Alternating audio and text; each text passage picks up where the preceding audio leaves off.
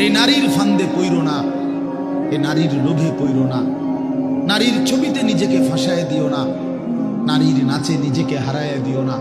এটা বড় মন্দ রাস্তা। নবী সাল্লাল্লাহু আলাইহি সাল্লাম বলছে, ফাত্তাকুদ দুনিয়া ওয়াত্তাকুন নিসা।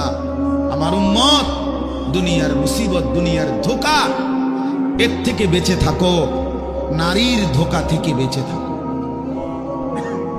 নর্তকীর হাসি ওই হাসি না, ও তো জাহান্নামের আগুন। বেপর্দা নারীর অঙ্গভঙ্গি, এ তো অঙ্গভঙ্গি না দোস্ত, ছেলেরা, এ তো জাহান্নামের আগুন। ওই পাউডার, ফেয়ার এন্ড লাভলি তো আগুন, আগুন ছাড়ার কিছু।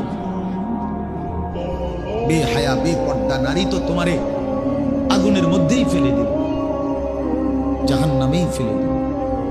কোরআনুল কারীমের মধ্যে আছে, আল্লাহ তাআলা বলছে তিনটা অপরাধ, ওয়াল্লাযীনা লা ইয়াদউনা মা'আল্লাহি ইলাহান আখারা ওয়া লা ইয়াকতুলুনা আন-নাফসা আল্লাতী হারামাল্লাহু ইল্লা বিল হক ওয়া লা ইয়াজনুন। এই তিনটা অপরাধ। এক, আল্লাহর সাথে শিরিক। দুই, অন্যায়ভাবে কাউকে হত্যা করা। তিন, জিনা এবং ব্যভিচার করা। আল্লাহ বলেন এই তিনটি অপরাধ যে করবে, সূরা ফুরকানের মধ্যে আছে, আমান ইয়াফআল যালিকা ইয়ালকা আসামা। আল্লাহ বলেন এই তিনটি কাজ যে করবে সে নিশ্চিত শাস্তির মুখোমুখি হবে।